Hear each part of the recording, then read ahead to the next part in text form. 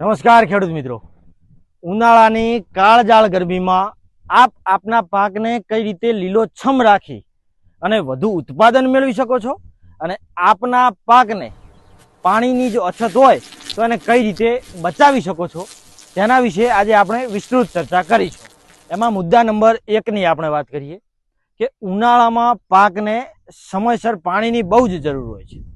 હવે સમયસરની સાથે સાથે એમાં ખાસ ધ્યાન રાખવાની વાત એ છે કે હંમેશા ઉનાળામાં શક્ય હોય ત્યાં સુધી આપે પાણી સાંજે કે સવારે જ વાળવું. વધુ પડતી ગરમી ઉનાળામાં હોય ત્યારે બપોરે આપણે પાણી વાળવાનું રહેશે નહીં. અને બીજો મુદ્દો કે શક્ય હોય ત્યાં સુધી ટપક કે જો ફુવારા હશે તો એ આપના પાકને વધુ માફક આવશે અને ઓછું પાણી અને સાથે સાથે આપના જમીનમાં સતત એના લીધે જે છે એ ભેજ જળવાઈ રહેશે. તેમાં બીજા નંબરનો મુદ્દો છે મલ્ચિંગ કે આચ્છાદન. મલ્ચિંગ એટલે ખેડૂત મિત્રો જે શક્કરટેટી કે તરબૂચની ખેતી કરતા હોય છે તે મિત્રોને ખ્યાલ હશે અથવા કે જે મિત્રોએ તેમને જોયા હશે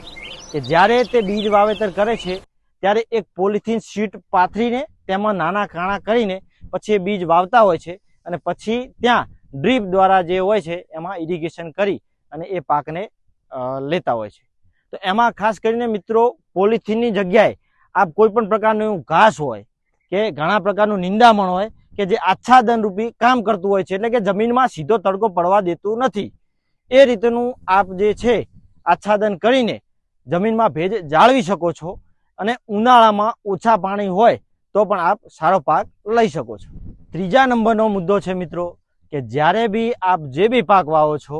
ત્યારે એનું બિયારણ લેવા જાઓ છો અને એનું વાવેતર ખાસ કરીને આપણે ઉનાળામાં કરવાનું છે તો આપણે એવી જાતો પસંદગી કરવાની છે કે જે ઉનાળાની વધુ ગરમીમાં પણ સહન શક્તિ ધરાવે અને વધુ ગરમીની એના પર બહુ જ ઓછી અસર થાય. ઉદાહરણ તરીકે બાજરામાં આપણે વાત કરીએ તો બાજરામાં GHB 538 એટલે કે ગુજરાત હાઇબ્રિડ બાજરા 538 અને 905 જેવી વેરાયટીઓ જે છે એ વધુ પડતી ગરમીમાં અને વધુ પડતા સૂકા વિસ્તાર માટે બહુ જ સ્યુટેબલ વેરાયટીઓ છે, તો આપ એમની પસંદગી કરી શકો છો. મુદ્દા નંબર 4ની વાત કરીએ ખેડૂત મિત્રો, તો આપે જે છે આપના ખેતરની ફરતે એટલે કે ખાસ કરીને શેઢા પાળાએ જે છે બાગાયતી પાક અથવા બીજા કોઈ પણ પ્રકારના જે બહુ વર્ષાયુ ઝાડ હોય છે તેનું વાવેતર કરી શકો છો. હવે તેનો ફાયદો આપને મિત્રો સીધો થશે કે ઉનાળામાં જો બહુ વધારે પડતો પવન ફૂંકાતો હોય, ભલે લૂના રૂપમાં હોય કે કોઈ પણ પ્રકારનો પવન જે છે વધુ સ્પીડમાં હોય, તેને એક તો એ મિત્રો રોકશે, એટલે કે આપની જે જમીનની માટી છે એના રજકણો એ વધુ પડતા ઉડવાથી બચાવશે અને બીજું કે જે એનો છાંયડો મળશે અને એ છાંયડાના રૂપમાં જે બી આપનો તેના આજુબાજુનો વિસ્તાર છે ત્યાં જમીનમાં સરખી રીતેનો ભેજ જળવાઈ રહેશે, એટલે તેના લીધે પણ આપનો જે પાક છે એ વધુ સારી રીતે ઉનાળામાં ઊભો રહી શકે છે. 5મા નંબરનો મુદ્દો છે મિત્રો કે આપે જેમ બને તેમ જૈવિક ખાતરો કે પ્રાકૃતિક ખેતી માટેના જે ખાતરો છે જેમ કે ઘનજીવામૃત, બીજામૃત, એ બધા પ્રકારના ખાતરો વાપરવાના છે. તેનાથી શું થશે કે મિત્રો એનાથી વધુ પડતી ગરમી જે છે એ જમીનને લાગશે નહીં અને એના સડવાથી જે વધારે પ્રકારના જે માઇક્રો ઓર્ગેનિઝમ છે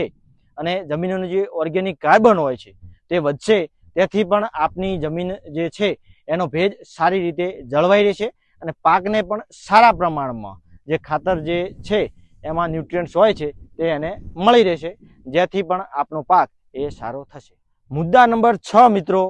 એમના માટે ઉપયોગી છે કે જે ખાસ મિત્રો પોતે થોડી જમીન ધરાવે છે અને ખાસ કરીને શાકભાજી જેવા પાકો વાવતા હોય છે, તો એ લોકોએ ખાસ કરીને જે આપણે શેડ નેટ આવતું હોય છે એટલે કે જાળી એકદમ આછા પ્રકારની આવતી હોય છે કે જ્યાં સૂરજના કિરણો એ સીધા જ જમીન પર પડી શકતા નથી, તેવી શેડ નેટનો ઉપયોગ કરી અને રોગ જીવાત વગરના જે છે શાકભાજીનું ઉત્પાદન સારી રીતે લઈ શકે છે અને પોતાના છોડને જે છે એ વધુ પડતી ગરમીથી બચાવી શકે છે. હવે જો છેલ્લા મુદ્દાની વાત કરું ખેડૂત મિત્રો, તો ઉનાળાના પાકમાં સામાન્યતઃ રોગ અને જીવાતનું પ્રમાણ બહુ જ ઓછું હોય છે, એટલે જો એમાં નિંદાપણ પણ હોય તો ખેડૂત મિત્રો આપે જે છે બહુ જ ઓછા પ્રમાણમાં અથવા નહિવત રાસાયણિક દવાઓનો ઉપયોગ કરવો, કારણ કે રાસાયણિક દવાઓ સામાન્ય રીતે બહુ જ ગરમ સ્વભાવની હોય છે અને પાક અને જમીન પર પણ તેની અસર થતી હોય છે. એટલે જો એમાં રોગ જીવાત આવતો ના હોય તો એમાં ખાસ કરીને જેમ બને તેમ નહિવત પ્રમાણમાં દવાઓ છાંટવી, જેથી આપનો પાક એ વધુ સારો થાય અને આપને તેનું ઉત્પાદન પણ સારું મળે અને પાણી જે છે એની પણ વધુ જરૂરિયાત આપને રહે નહીં. ધન્યવાદ.